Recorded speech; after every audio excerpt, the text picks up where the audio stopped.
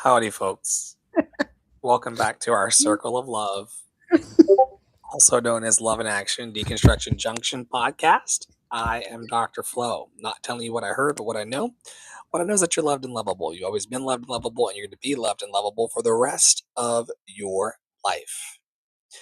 Every day, I encourage, equip, and empower bold dreamers to follow their bliss by living their dreams in this life and not in the next through an organization called Love in Action Network. We have daily peer support programs, lots of free workshops and workbooks that you can take part in as you grow and build. And one of the chief architects of the network in our community flow for the last 5 years has been an energy that we affectionately call Tara Praolo. And as she has for the last couple of years, she has, as the Queen of the North, Queen of the North. She You gotta has get the warrior sound in there. Queen of the North. There you go. She has decided to grace us with her lovely presence all the way from the great state of Minnesota. Now, you may see her from time to time going into her phone throughout the podcast because we have recently started playing a new video game over on Roblox. We're Snapchatting right now. Oh, hello, everybody. You're loved and lovable. Tune in as soon as you can. So when we're not Snapchatting or playing Roblox, we are having the conversations that some would rather be left unsaid out loud. For sure. We came to the planet to awaken, and Deconstruction Junction podcast is part of that awakening process. Who are you today in the world? I am your very festive Christmas candy cane lady today. I'm also, and look at these earrings, you guys. This is the last day I'm going to be wearing makeup for like 2 weeks. So when y'all tune in next week, I'll be wearing the makeup the week after that, but I'm not doing it. I ain't doing it, babies. I'm Tara Praolo. I am your resident Black biracial multi-passionate musician, and I remove the entanglements to make the intangible tangible. And I'm going to scream about it one more time, even though I did it on Daily Boost and I owe a Daily Boost. And like, yeah. So that's a hashtag thanks to Dr. Flo, even though I'm the one that said it. But then he was like, let's just keep talking about it. And I was like, I hate you.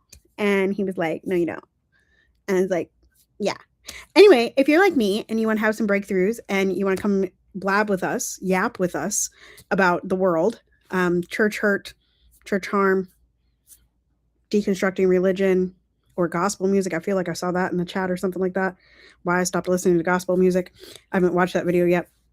You want to talk about the world. You want to talk about the genocides. You want to talk about the crazy things that happen in the American political theater of it all.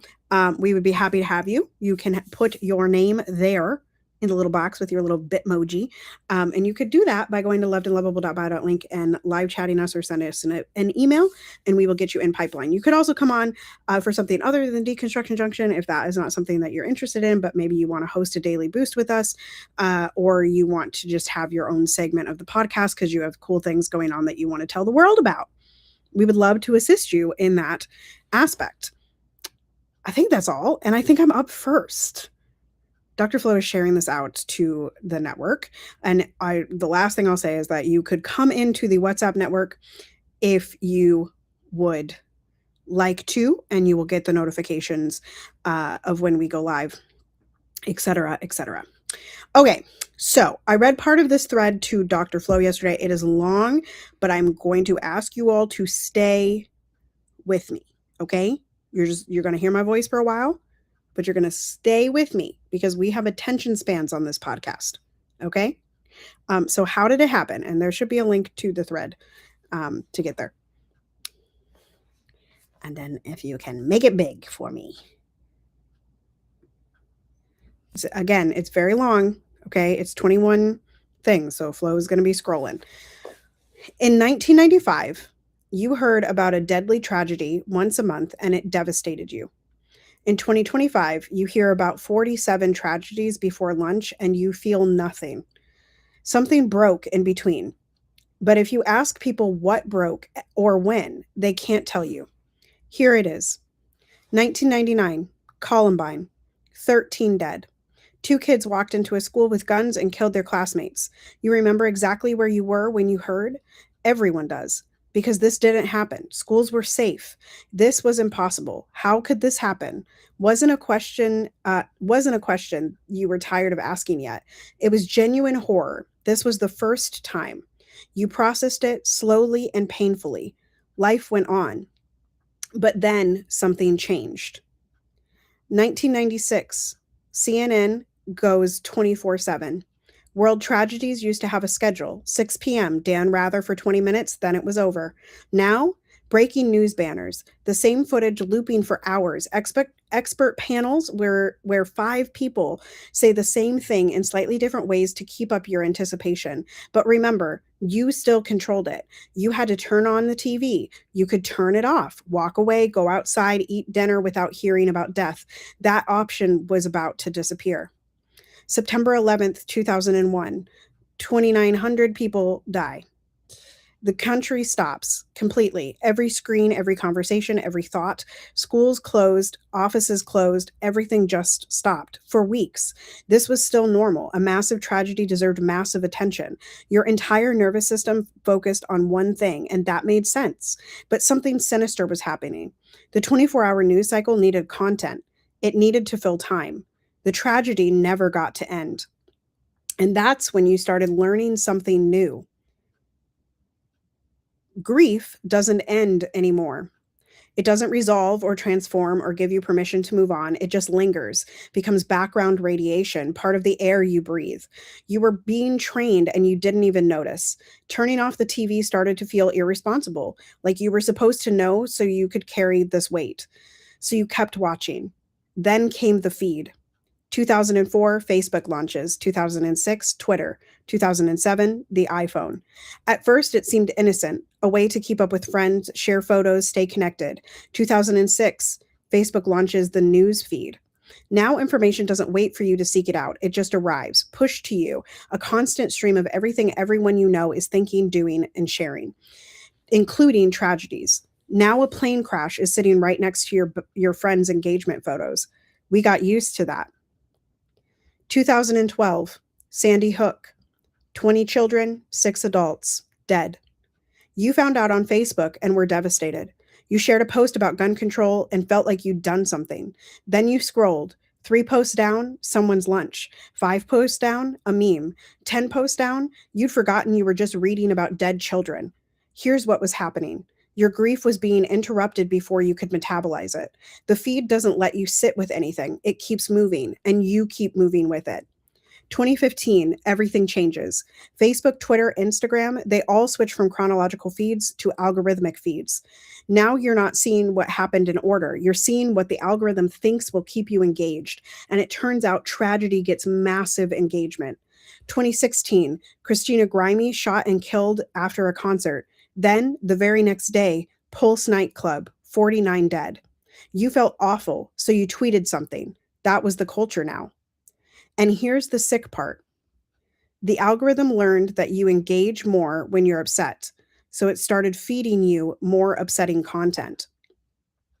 2017, Las Vegas shooting, 60 dead, 400 plus injured, deadliest mass shooting in modern US history. You saw it trending. You felt something. It was hard to describe, not quite numb, not quite feeling, just somewhere in between. The algorithm showed you the next crisis before you could finish processing that one. The algorithm wasn't showing you tragedies anymore. It was training you to process grief in 90-second intervals. By 2019, your feed on any given day. Climate crisis, Political corruption, Jeffrey Epstein, mass shooting, ICE detention camps, police violence, another shooting, wildfires, another shooting. Every single one was real. But your brain wasn't designed to hold all of them at once. So it started making choices. Subconsciously, it started shutting down, desensitization. 2020, pandemic. Kobe Bryant dies in a helicopter crash, and you saw the news on Twitter while the body was still warm. Lockdowns, George Floyd. You watched a man be murdered on video, and then the video autoplayed to the next thing. BLM protests, Breonna Taylor, the election, January 6th. You watched domestic terrorism live on CNN while you ate lunch. But that's not the main story anymore because there's too much else happening. October 7th, Israel Palestine explodes. You saw videos of children pulled from rubble, terrified parents screaming. You were being trained to treat human death as content. A child's body in rubble gets the same treatment as someone's engagement announcement. So you learn to scroll past atrocities the same way you scroll past ads. Dead children, scroll. Friends' vacation, scroll. Genocide update, scroll. Someone's dog, scroll. And the sickest part, it all started to feel normal. 2024, you genuinely can't remember most of what happened this year. Another election, more political violence, more Gaza, more Ukraine, Diddy arrested. That one probably got your attention more than any of the actual wars. Ocean Gate submersible implosion. You watched billionaires die in real time and people made memes. You probably laughed at some of them. You now realize you're not desensitized to everything. You're selectively desensitized, which is scarier in its own way. You cried about the Titan submersible, but stepped over a homeless person yesterday. You're enraged about Gaza, but numb to your own student loan debt. You know more about Ukraine than you know about the water crisis in Flint that still hasn't been fixed. And none of that is your fault entirely. You were trained to where to look and where to look away. And if you look closely at which tragedies you're allowed to feel and which ones fade into the background noise, you'll see the pattern. This wasn't an accident. Because your attention is worth money, a lot of moolah. Step 1, make tragedy continuous, 24-hour news. Step 2, make tragedy ambient, the feed. Step 3, make tragedy algorithmic, optimized for engagement. Step 4, make tragedy overwhelming, saturate the system. But here's a paradox you're probably not realizing yet. Being informed matters. Disengagement comes with its own dangerous territory, and you knew that. Here's the part that's really fucked up. You're not equally desensitized to everything. You're selectively numb. And if you look at what you're numb to versus what you're enraged about, you'll see a pattern. Things you're numb to, homelessness in your actual city, medical bankruptcy happening to people you know, your own wages not moving while your costs skyrocket, local corruption that directly affects your life, organizing your workplace, things you're enraged about. Wars you can't influence, billionaires doing billionaire things, future climate scenarios, national political theater. I'm not saying the second list doesn't matter, it does, but notice one list is things you have some power over through collective local action. The other list is things you're completely powerless to change as an individual, and your attention is being systematically directed toward the second list. Let me show you why this will never get better on its own. Your numbness is profitable.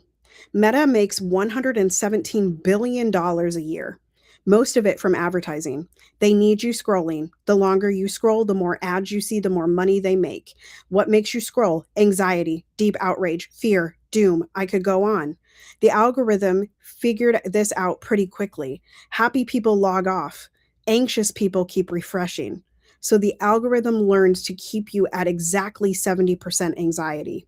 Caring about everything equally means you can't care about anything effectively. It's impossible to hold space for every global tragedy and also hold space for your own life falling apart. Something has to give. And usually what gives is the thing right in front of you, the thing you actually have some power over. When's the last time you asked yourself, of all the things I'm worried about, which ones can I actually influence? And am I giving those things my energy? I'm not saying stop caring about global issues. That's not the answer. But maybe the question isn't how can I care about everything? Maybe the question is, what can I actually do with the power I actually have? Because here's what they don't want you to realize: you're not powerless about it. You're just busy being overwhelmed.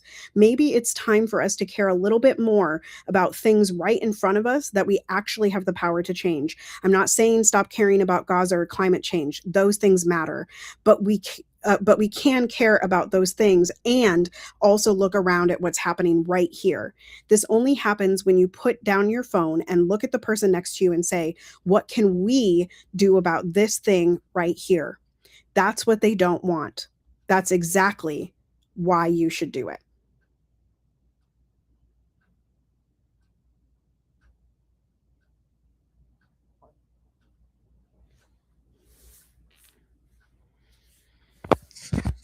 Wow. And that is a Comprehensive. yeah, that is like a no crumbs thing. And like the again, like to the person's point, like those are all things that like I sort of knew in the back of my mind, right? We know the algorithms take advantage of us. We know that these tech billionaires are taking advantage of our attention, da da da da. But one of the things that like really stuck out in my mind is something that we've been talking about in Love and Action Network in the daily peer support rooms, which is like what can we do, right? Like what are we doing in our daily lives to make our dreams come true? Because at the end of the day, like we can't, yes, we can be sad, yes, we can be angry about these global tragedies and the things that we really can't control. We can be mad at capitalism, but capitalism isn't going anywhere. So how are we going to make changes in our immediate community to make the people better and happier so that they can also then change their communities? And how does that branch out? And so I just thought that that was like, it was nice that it was on a timeline. It was nice to see exactly how everything was commodified and changed, and why, like, I really loved that last, like somewhere in that last segment it said like maybe the question isn't how do I hold everything, but how do I do something about the things that I do have control over? Right? Like, and that's a paraphrase, but like that's the question that I'm always asked is like, how do you keep going when like so much of the world is bad? I'm like, I can't control the world. I can't even control Dr. Flo, and I talk to him every day. Right? He can't control me. So like, we gotta figure that out. We And gotta do what control is also like control. Yeah. the beginning of the exhaustion Right. loop. Right. The chaos is the point. The The chaos is exhaustion is the point. mm-hmm. Yeah. Whew, thank you to that person for giving us the full rundown. Um, allows me to have the courage to unplug today. For sure. For sure, for sure. Tara says, can we briefly talk about how unattractive and not user friendly ASCAP's whole apparatus is? What is your grievance with ASCAP today? Y'all, if you go to ascap.com, first of all, there are two different logins, which basically say the same thing. But then you get in there and it's like this very antiquated system.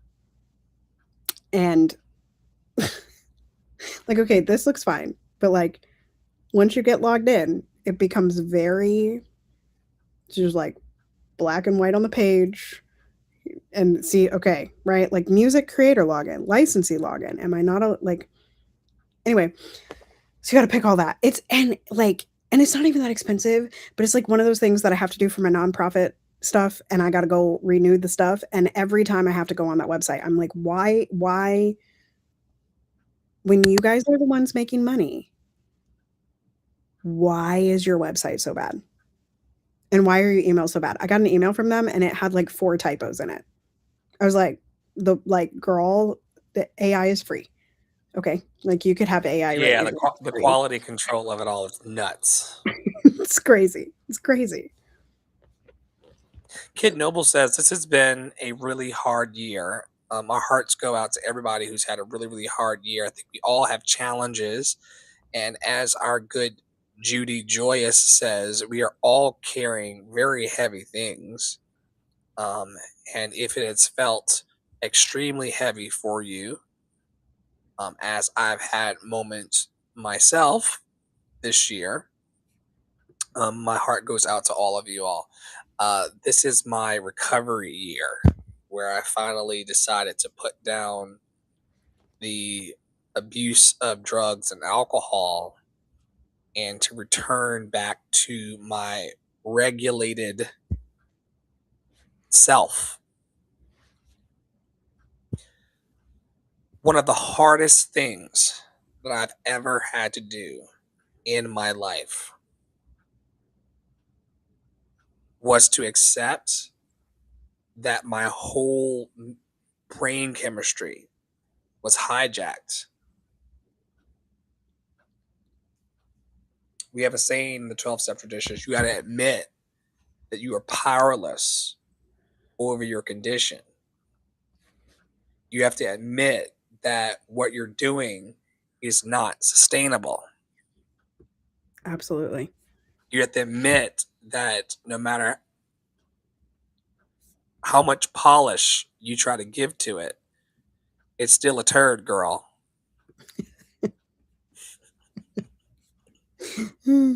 Truth.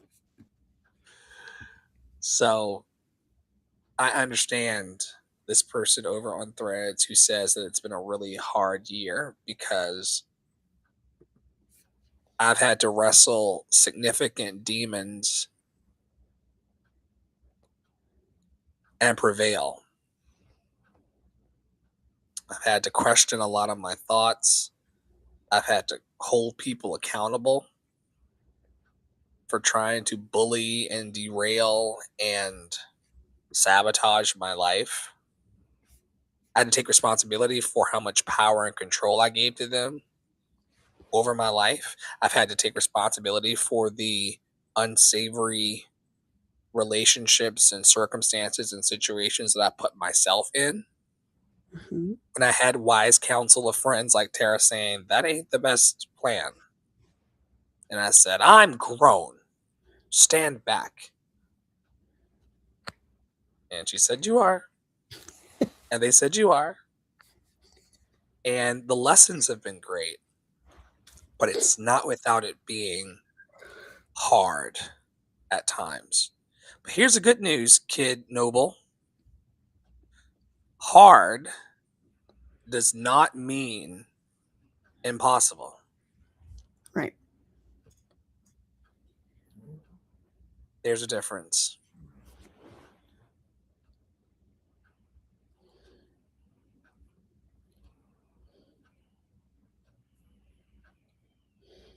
They said this guy's been caught twice on tape committing election fraud, and he's still in office. America is a joke. Let's see if we can hear it. Thinking that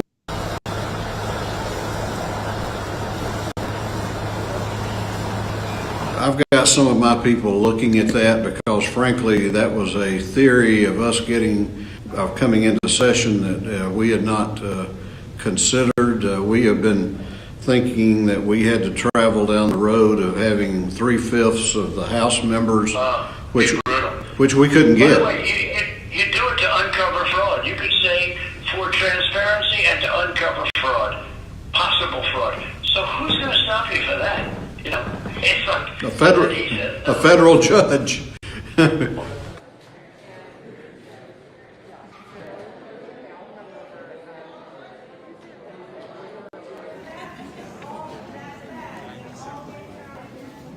This was a 12-minute call with Ralston. Trump went through his claims faithfully execute the office of President of the United States. to Office do of election President of the fraud. United States. We won this thing by 400,000 or 500,000 votes, just like we did Alabama and every other state in the South. And we won your state massively. They took votes away, but it's very beatable. If we had a special session, we will present, and you will say, it's been massive fraud. We're going to turn over the state. It appeared to entertain Trump's pitch, though it's not clear to what extent he had any intention to follow through. I want Donald Trump to remain the president. If there's any way that we can possibly help in that regard, I'm on board. Thank you, David. So. Thank you. We won't forget.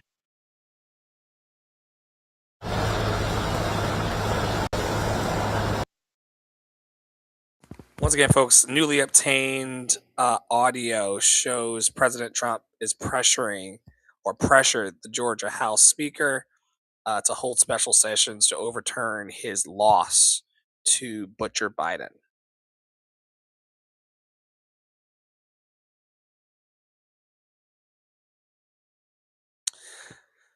It looks like Mommy Dearest has gone to fetch a child. So we're going to pause here briefly. Well, we don't have to pause. I can go back into the threads. And thanks y'all for watching today. Here's some more threads. Protect Your Energy says they tried to stop you. It backfired. They tried to stop you. Dreams they tried to stop you believing in yourself. They tried to stop you from winning. It backfired.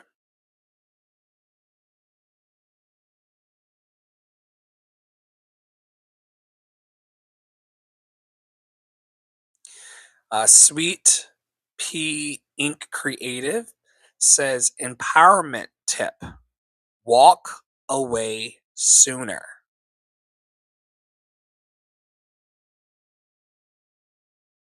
Tara says I belong, enjoy. And here's a fun video from the Westminster Thrust Ensemble. Can't make this up.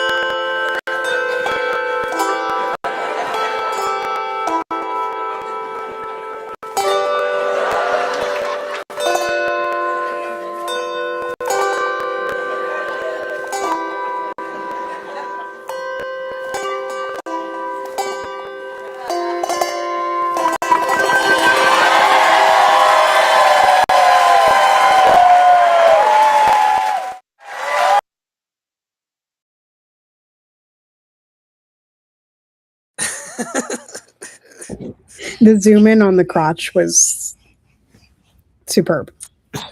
No Piper. 10 out of 10. 10 out of 10. All right. So, y'all, we got a lot of political news and we got a lot of like heavy stuff today. So my apologies. I've given y'all lots of joy the last 2 weeks. So if you need joy, you just roll on back, okay? Roll on back. We just gave them the Westminster Thrust Choir. So they're fine. They're fine. Okay, so this week, and I have the article. We're not going to read the article because I think I can explain this.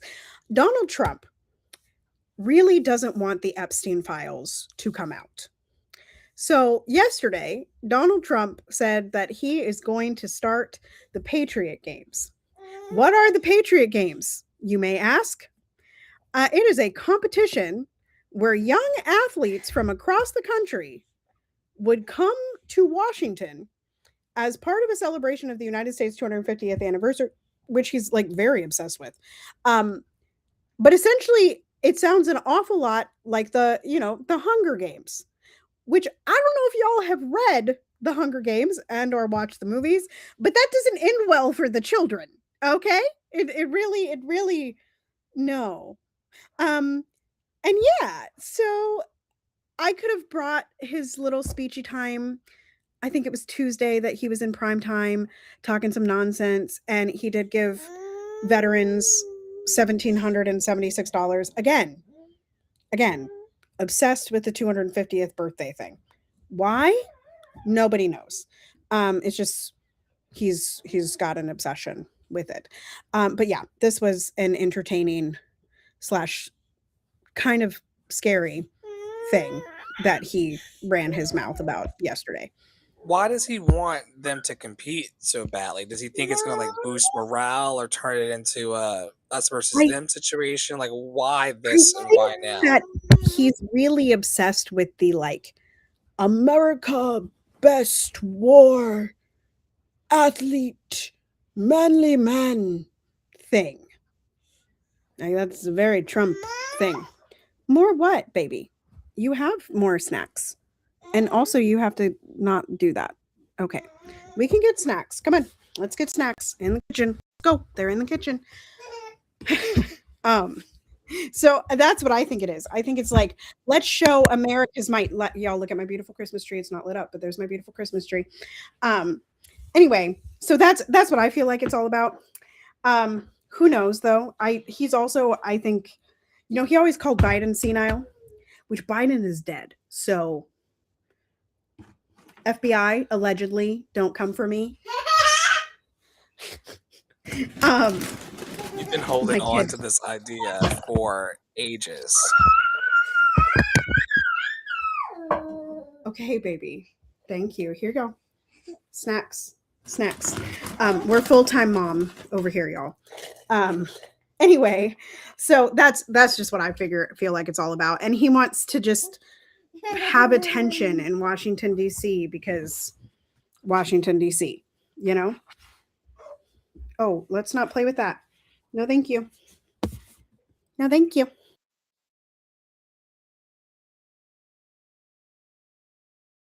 We're going to press on back into my weekly reading of the Threads post.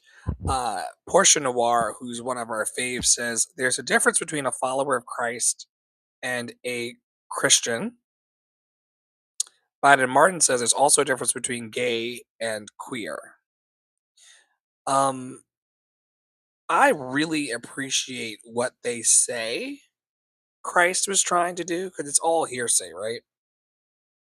But 100%. Hundreds of years ago, some dude did something and people wrote about it. that's true of all of us. We're doing something right now, and 100 years from now, someone will be able to search on Dr. Flo and Tara Paolo and see what we're doing today. 100 years from now, I don't think anybody needs to start a religion in my name and mistreat people because of it. You know, my biggest issue with the Christ idea is that he was so horribly treated for trying to do good by the people that he was called to serve.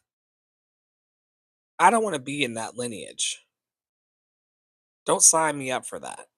And also the ways in which the assigned white at birth Christ has been used to demean and diminish people is a massive problem.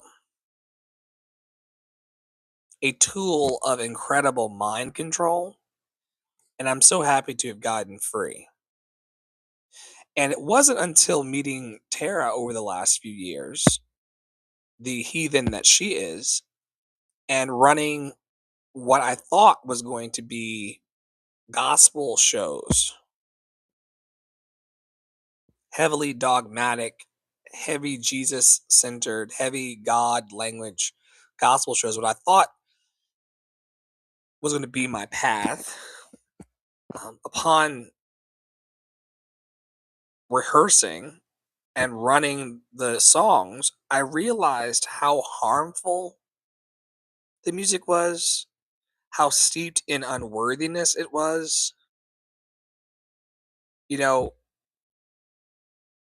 I shared last night in our Deconstruction Junction group chat behind the scenes, which is where the true community building happens for us, and you all are welcome to join it.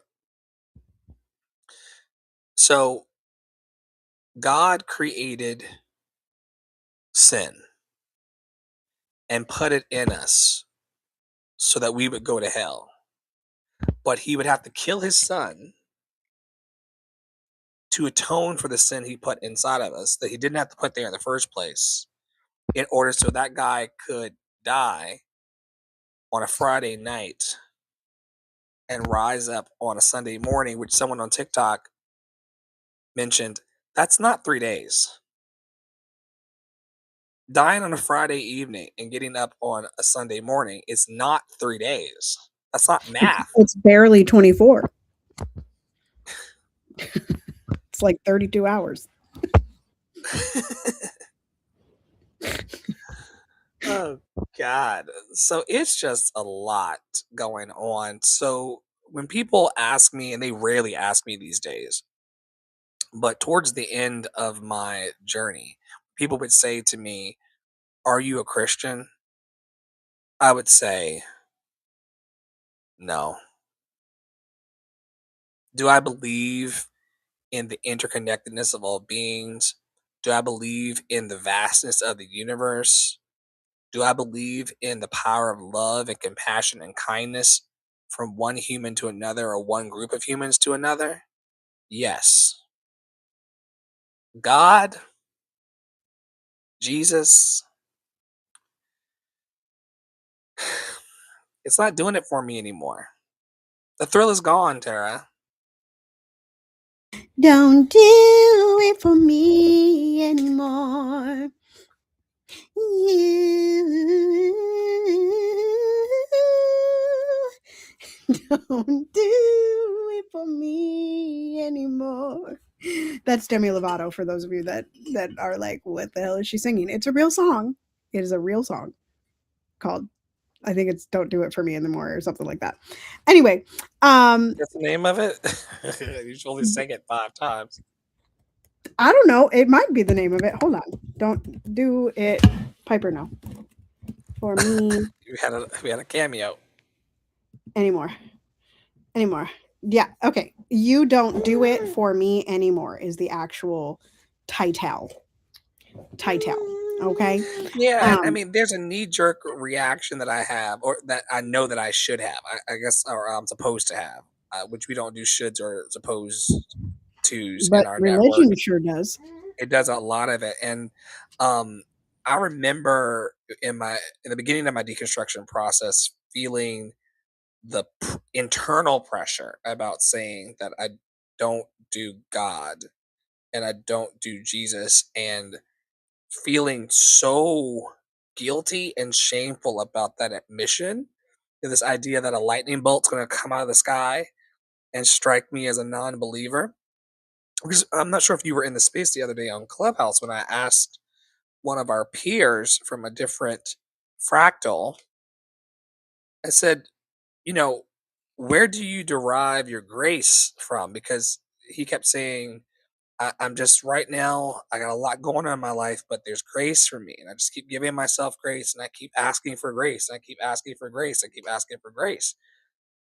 And I asked him, I said, from where? And I'll ask you this, Tara, to open this up to the Minnesota contingency. Where do you source your grace these days? Because for me, if I'm not getting it from God, I got to get it from somewhere. Is grace something that you think about in your life? And if you do think about it, where do you source it? Is it at Costco, Target? It's definitely in the peppermint Haagen-Dazs bars at Costco. That's where Like grace for abides. sure. That yeah. Also the sausage, also the mini pizzas. Costco is a wonderful store, y'all. And they're DEI friendly. So support them. Okay. Still? Oh yeah. Costco like doubled down on their DEI stuff and said we're keeping all of it. And like so a whole bunch of people went from Sam's Club to Costco and from Target to Costco and yada yada yada. Kudos to them. You know, it's pieces of paper. It's more about how you treat people. I still see Target hiring black people, so we're not There going was to a do that. very sassy queen in there the other day who, Piper said, yes, sassy queen indeed, child. I was like, okay, yeah, they're sassy blacks that work in there for sure. For sure. For sure, for sure. It's not like they fired all the black people or got rid of all the black brands even. Um, they just reneged on a piece of paper. Okay? And y'all got real big mad. And that's fine. Y'all can stay mad and act like you're doing something, but remember that first thread that we read. Are you actually affecting change? Or are you just being angry on the internet? Whoa. Whoa. Anyway, grace. For me, it's not something that I necessarily think about. I feel like it's a quip, you know, like I give myself grace. Also, I just had this moment where like somebody sent a video this morning and the dude's ears were like very like detached, like the lobes were very detached. And I was like, my lobes are really not detached at all. And my ears are very like flat against my head. Anyway, don't worry about it, y'all. The things that I notice about human beings is very interesting. Oh, we have accompaniment. God bless. Um, yeah, so like give yourself grace, give, you know, I find grace to be like synonymous with healing or space or gentleness, I guess. And I think all of those things are things that we can give to ourselves. Right? Like I think that it doesn't have to be sourced from anywhere other than you looking inside yourself to tell yourself that you're okay. Like, and you're going to be okay and you will continue to be okay in the future. And that's really all I think it is. I think when we start talking about like grace in the religious context, that's when it starts to get like hierarchical and like like based in the monarchy, right? Like they call like the queen your grace, you know? And like that's what I start thinking about. Like, and the king Thank queen you is for like, not killing us when you came to town to take our diamonds. right, right. Your Thank you, Your Grace. Grace. Thank you, Your Grace. Or like Game of Thrones, it gets in there, right? Your Grace. Joffrey deserved to die. Okay, Joffrey, that child was a mess. Anyway, so did Ramsay. Okay, his death was not long enough. He should have been tortured more. Anyway, needless to say, not to spoil all of Game of Thrones for y'all, but if you haven't watched Game of Thrones yet, what are you even doing? We also have a new Game of Thrones show to watch in January, Flo. There's like another prequel thing, Night of the Seven Kingdom or something like that. Something like that. Um, Congrats. I would say that. So yeah, I feel like grace in the religious context is very wrapped into the monarchy understanding of grace, and like you can only get the grace from the highest, you know, from the highest in the sky. And I'm like, I don't think that's true. So that's my opinion of grace. I went over, this is a very fascinating conversation. I went over into the algo, into the encyclopedia in the cloud, which is neck and neck with using more water than the bottled water industry. They're very close to Say that one more time. Something about the bottled water industry. What?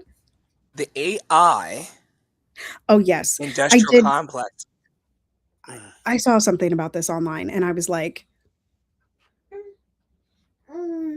don't other things use water besides the bottled water industry? Well, the thing that they're not talking about is that there are specific families throughout the world that have put gates and armed guards around the water supply.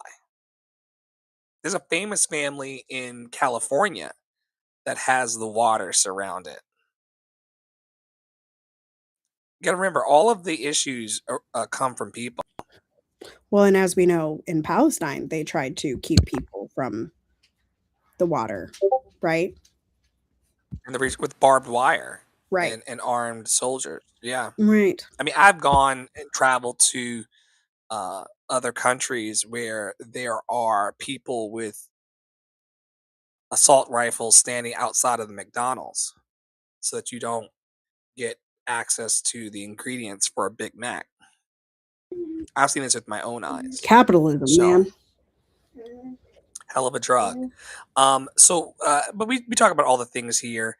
It told me, Flo, here's the clearest and most grounded answer. The need for grace is not universal because humans do not experience selfhood, responsibility, and survival in the same way. At its core, grace is a psychological and spiritual solution to internalized burden. Some people carry that burden acutely, others simply do not. It also has to deal with a relationship to shame and moral weight. Grace becomes necessary when a person experiences persistent self judgment. People who feel a deep need for grace often internalize mistakes as identity and not behavior. They carry moral or existential shame. They feel that they must earn belonging, safety, and worth. And for them, grace functions as relief from relentless self surveillance. There's also attachment history and nervous system conditioning, cognitive orientation as it relates to justice versus mercy. Some humans are wired towards order, fairness, and consequence, and so they regulate through systems, rules, predictability, and clear cause and effect. And for them, grace can feel destabilizing and even unethical. Mercy appears for some people to undermine accountability, which is wild. Um, and then also, lastly, there's the element of power, privilege, and exposure to failure. Grace is most sought by those who have failed publicly, been excluded, been punished disproportionately, had a limited margin for error. If a person has rarely been broken by systems or relationships, they may not need grace to survive psychologically. If a person has rarely been broken by systems or relationships, they may not need grace to survive psychologically. Those who've been crushed by consequences often require grace to remain human. They also speak to the spiritual language. Grace provides a container for regret, a language for release, and a bridge between who I was and who I'm becoming. Others don't need the grace. They process pain through action, therapy, stoicism, and the good old terra pro olo pragmatism. I do like a good pragmatism moment. Yeah. You are the on Yeah. staff pragmatist. Yes. Yes. Loved Yeah. and lovable. Let's talk about Bondi and Brown. Okay, so I don't actually know a ton of this because like the thing was earlier, I was like, I cannot hold these tragedies. So there were two shootings this week. Um, one in Australia and was a pretty deliberate attack on Jewish people. It was on the first night of Hanukkah. And then the other one was at Brown University. Flo shared something into the chat this morning um, about a professor at MIT and like that kind of beef and how this could all be connected. It sounds like they have found a suspect, but I feel like they said that a couple days ago too and let that guy go. So they found the guy who actually did Brown and did in the MIT professor. They found Got it. him in a storage union with a self inflicted gun wound. He is no longer physically focused. Okay, he's like Charlie And, Kirk. He checked out. well, someone got Charlie. He got himself. Let's be very clear. And the reason why I make that distinction, we've done many an episode on this. That distinction is clear because you cannot be mean to people and not expect some level of consequence. That is true. And Charlie received the consequence. But not to conflate or to add to these things. The gentleman is no longer at large. One of my super fans over on TikTok named Jimmy Jams, shout out to Jimmy Jams, was very concerned about leaving the house and going into his community because the Brown attacker was at large. He has self neutralized. And so, one less problem to worry about.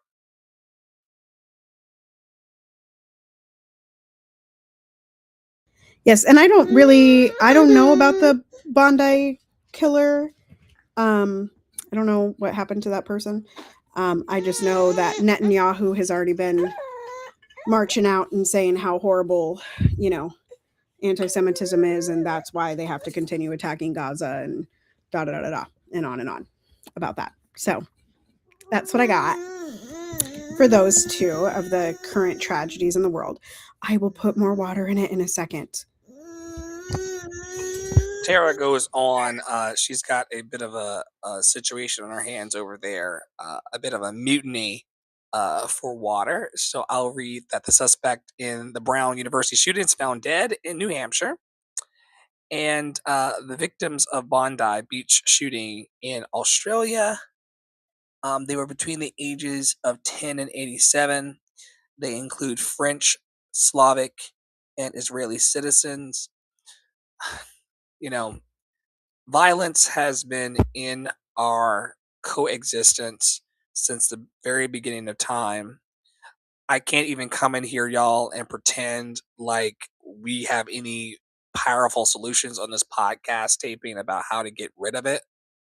All I can say is love on your people, continue to be as kind as you seek to be. Sometimes that kindness is silence, but continue to offer kindness to those around you because they could be at a university and someone who has a 25-year-old grievance. Like this guy had a grievance against academia, we're finding. He was not happy with what was happening on his campus at Brown as a student. He also went to school 25 years ago and was enrolled in the same program as an MIT professor. So all of this was very, very, very premeditated. And we know Bondi was also religiously motivated to strike fear in people or in a particular people group that at times wants to place fear in the hearts of other people. It really is a circle that does not end. While I'm talking about fear of certain people groups, one of Mondami's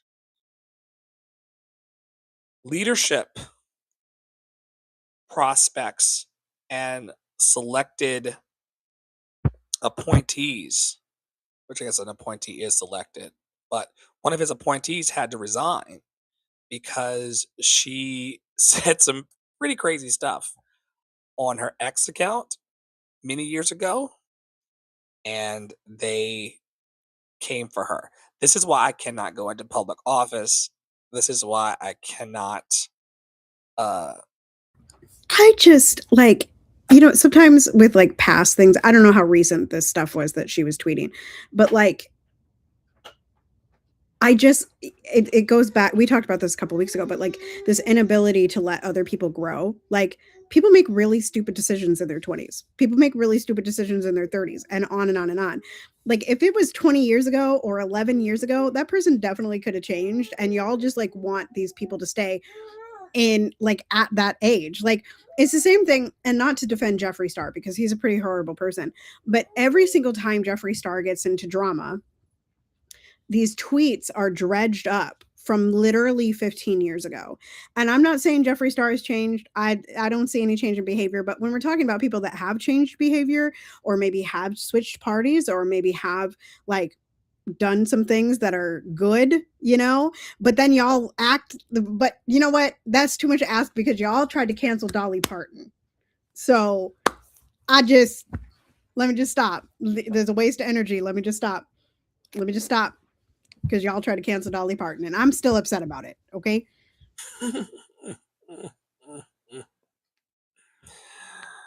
Oh my goodness. And EI,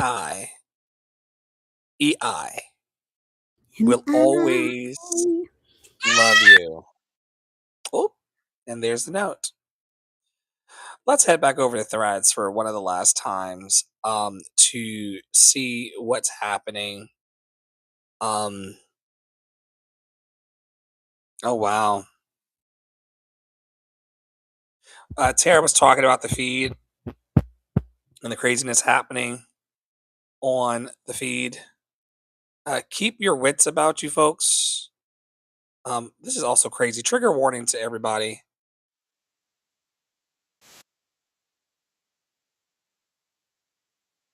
Sitting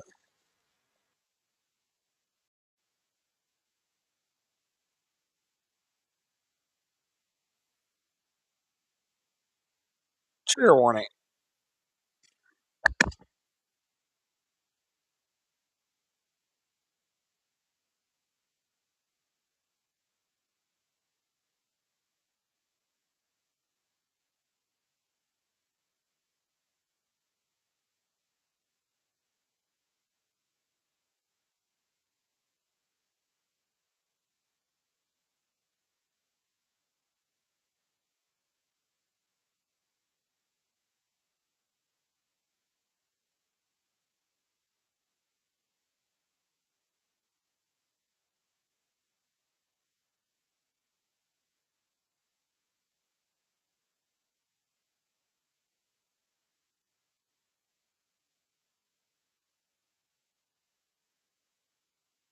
I would not be going further into the Starbucks. Right. I was about to say, first of all, like, did none of these people learn what to do? Clearly, none of these people are young enough to have had code reds in school.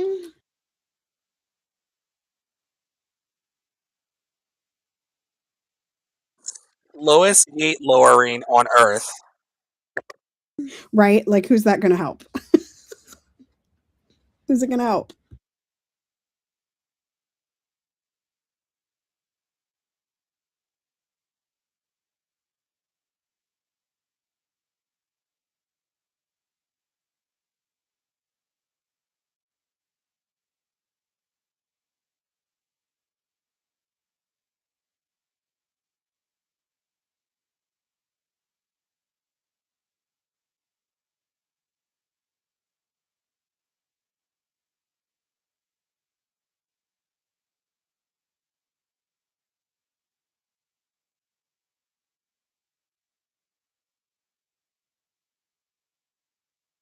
Oh my God. And another one? It is the slowest moving. Well, like, none of these people are freaking out. Like, what in the world?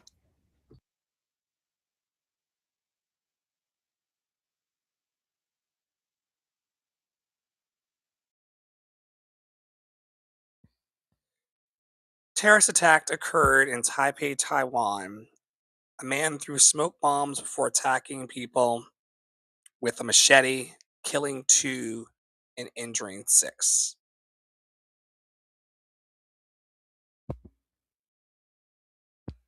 The calmest machete attack that I've ever seen in my life. But this goes right back to what Paola was talking about earlier. This is what our feed is. And then it Um, gives you a post about my child. Right? Like, yeah, that's today the is the feed. first. There's a machete killing that we actively watched happen as people recorded it and slowly shut down the Starbucks Very slowly. very slowly. Like, that's crazy. And then today is the first day in 3 weeks that Tara's child has opted not to wear their sparkly boots. They wore their sparkly boots for a long For time. weeks. They're in the middle of the floor over here, but they have not put them on yet today. What is that about? I don't Just know. changed? I don't know. Guess we just decided they weren't necessary today. I don't know. Piper, please sit down. At least we're not It's so licking the door interesting. I'm today. the same way. I'll do the same thing for weeks and weeks and weeks, and then You will, and then you change course, and I'm like, help! I have to keep up. have you been following the story about the mine hair trying to change the name of the Kennedy Center to Trump Yeah, Kennedy I Center? did. I shared a video into my stories last night from C. Anthony somebody, um, who was talking about like the Kennedy Center and like the way like how it was never supposed to be politicized and da da da da. Which we had that conversation when Trump cleaned out the board and replaced a bunch of the board members, right? Um, I think Board it's members who weird. are not allowed to speak on the so-called unanimous vote that was Right. taken in order to get it renamed. There are people who tried to come off of mute in recorded protest who were muted and silenced and prevented from speaking on the call. Right. Congress people. Right. And only Congress can change the name because Congress named it. So like that's the thing at the moment. Like the board can't actually change the name. Congress has to change the name. Piper, stop. Piper, leave the puppy alone. Moose, go lay down. Go lay down. Go lay down. Thank you. Yeah. So like I don't know what this man's obsession is with having his name on things. He really likes his name. And I'm like, I don't think your name is really that great. Like there are better names. His father was wild. I mean, his father could have walked him through the streets of Queens and be like, "You see that, son? They have their name on the building. That is the only way in the world that you can get true recognition by having your name on the marquee. People who are successful have their names on the marquee. Things we don't care about, but you're right. It's very Right. important to him. Someone over on Very Thread important to says him. that let's rename them the Trump Epstein files. If he wants to slap his name on everything else, why not I agree with that. Except that? that we would then have to say the Trump Bannon Epstein files because I saw this TikTok about Bannon's rise to power and how it coincided with Mr. Epstein.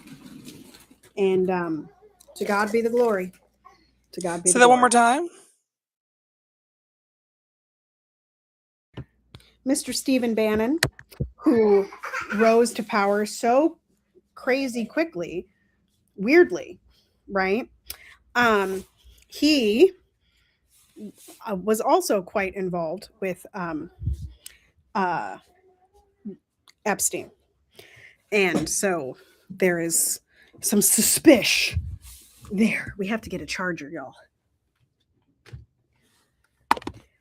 We're going to die. We all.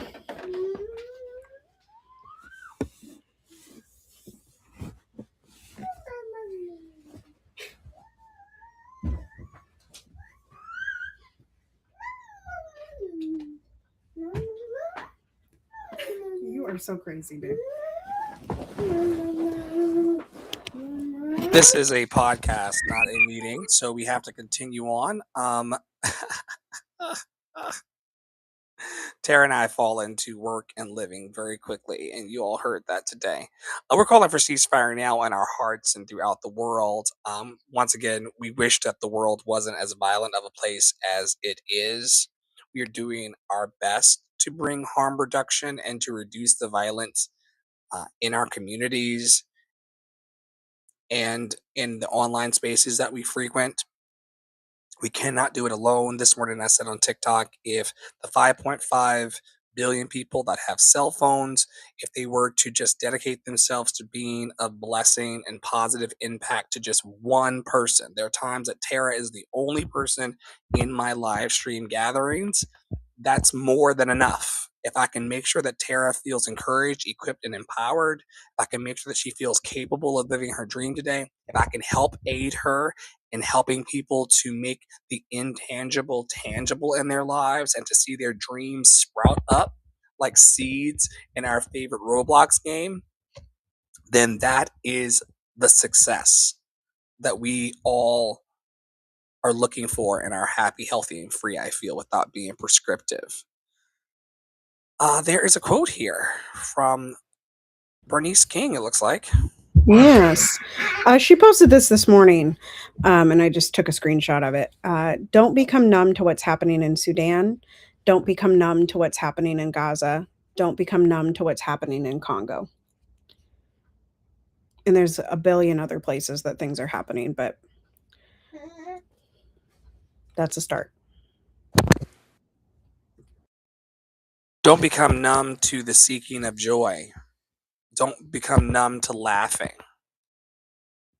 In my current environment, I have had to really remind myself that laughter and being jovial and having fun and living out loud with full range of expansion and expression is really important.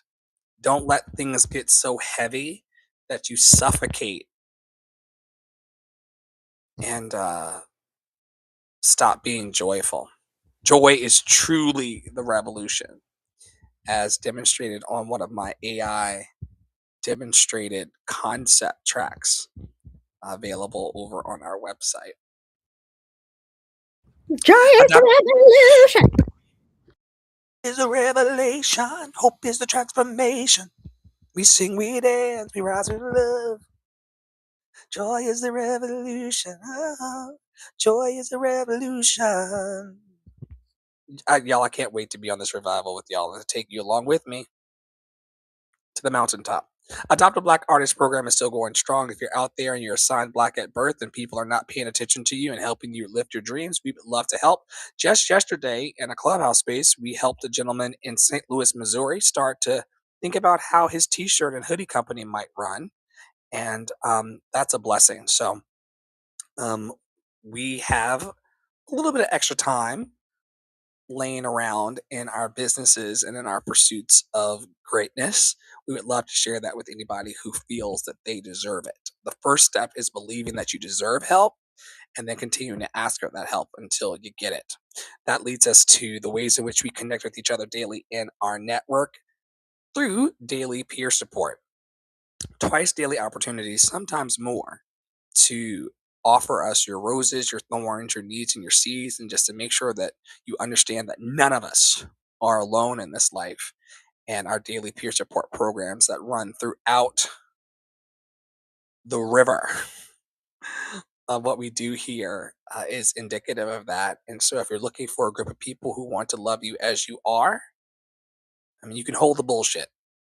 But bullshit notwithstanding, if you want to be encouraged, equipped, and empowered, and if you're into song, smile, support, and shenanigans and meditation sessions that can sometimes go left, stop by our daily peer support opportunities and find out more about when those are scheduled over on lovedandlovable.bio.link, lovedandlovable.bio.link, lovedandlovable.bio.link. Also, some of the best admins on the planet are sitting right before you. On today's podcast, Tara Paolo Studio does amazing work in helping people develop systems to help them thrive and tell their stories and launch their businesses and ideas. She even tuned up one lady to the tune of 6 figures as part of her work through Tara Paolo Studio. And then I'm working over at Love City Arts Creative Services Group.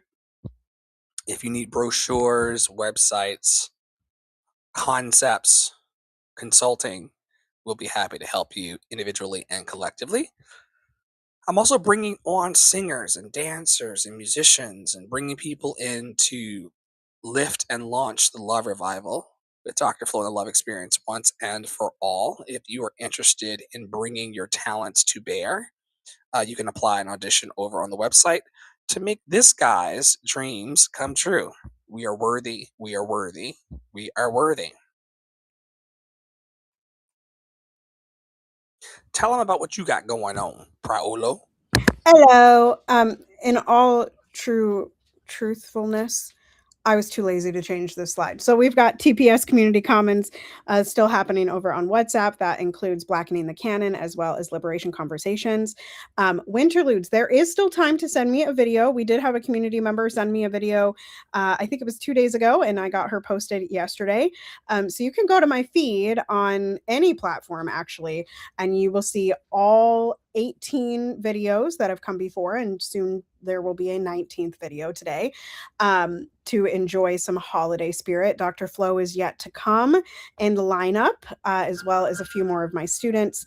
But if you are out there and you are interested in singing or playing or reading, I am so happy to have you, and I would be happy to have too many videos and do a couple a day going forward. So whatever you feel, don't feel like you're running out of time. Don't feel like I'm gonna not post you because you submitted too late. Just go for that.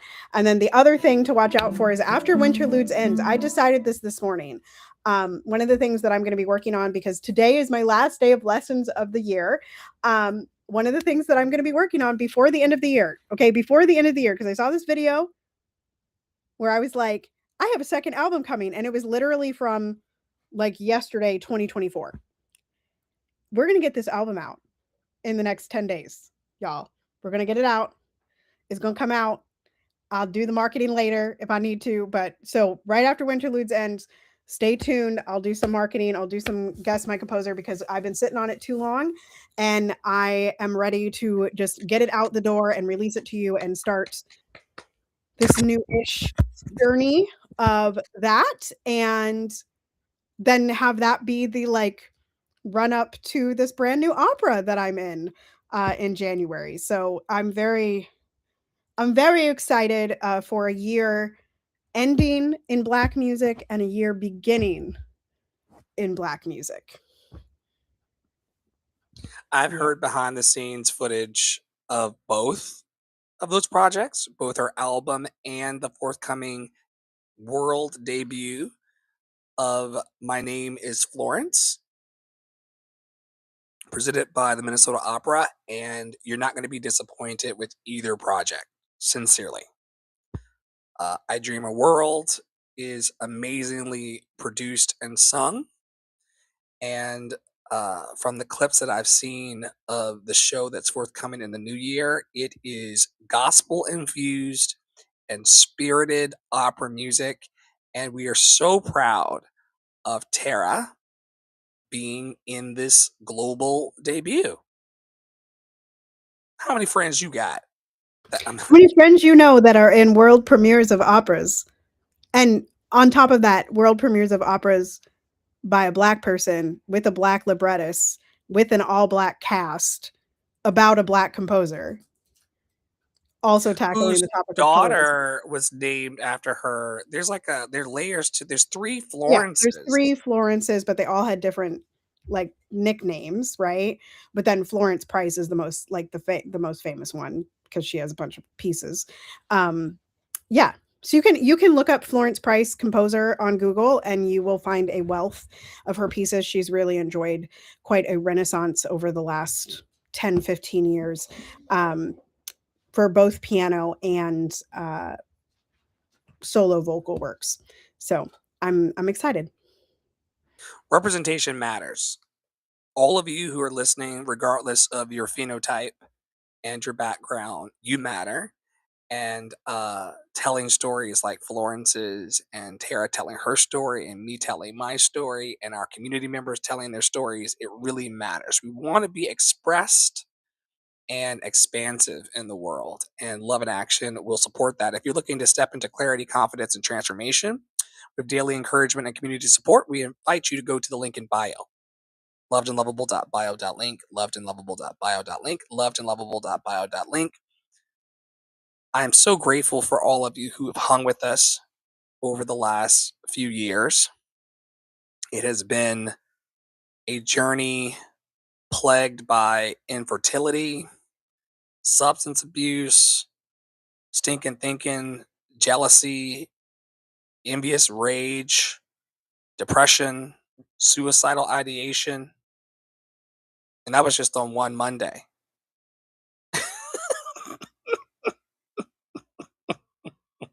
There's a fire, He's really not lying, y'all. you know. We have really lived in this network. But this project is a true testament to the resilience of what love can do and how it is one of the greatest superpowers on earth. And so, if you want to go back through the last 2 years of archives and just see us on the wild journey, some days I wasn't even in the room. All of the archives are there on YouTube, Substack, Spotify, Google Podcasts, Apple Podcasts, and beyond. And I would love to invite you to see the journey. Like, a lot of people can show up when the step and repeat is there. A lot of people can show up for the congratulations phase. But there's so many who have supported us, who have been with us through every phase of development, and have said things like, keep going and don't give up. because you're heading in a positive direction and good things are going to happen to you because all is well. All is well. Everything is working out for our highest good. And out of situations like these, only good's going to come to us and for us. And we are very, very safe. And so, thank you for providing this container for safety with us within our mission and I dare say ministry. Deaconess Praolo, amen. And I hope that Amen. we continue to grow together with sparkly boots over there. On behalf of Terra Praolo Studio, Poppy Water 33, who's texting me right now on his lunch break, and myself, Ask Dr. Flo on all platforms, we invite you, as always, to stay in your power, stay in your joy, stay loved and lovable. Thank you so much for following our fantabulous network, and we can't wait to see you again very, very soon.